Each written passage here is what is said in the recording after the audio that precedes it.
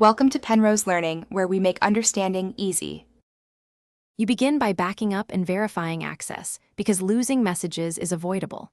Open WhatsApp, go to Settings, Chats, Chat Backup, tap Backup Now and wait.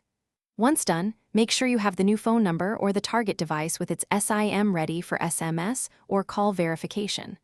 Also install the latest WhatsApp build on the destination device and connect to Wi-Fi to save data. This primes both accounts so you can move forward without interruption. You now perform the verification and data transfer.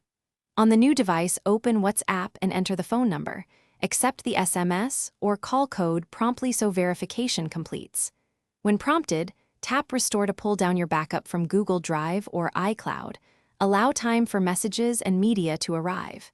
If switching between Android and iPhone, use WhatsApp's official transfer tool. Connect with cable or authorized Wi-Fi transfer and follow on screen. You finish by confirming settings and resolving common problems. Once logged in, check your profile picture, privacy settings, and enable two-step verification to secure the account. Reconnect linked devices like WhatsApp Web via linked devices.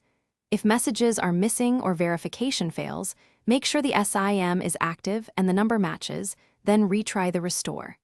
If errors persist, clear app cache or reinstall WhatsApp and attempt the restore again. This usually fixes corrupted installs or permission problems.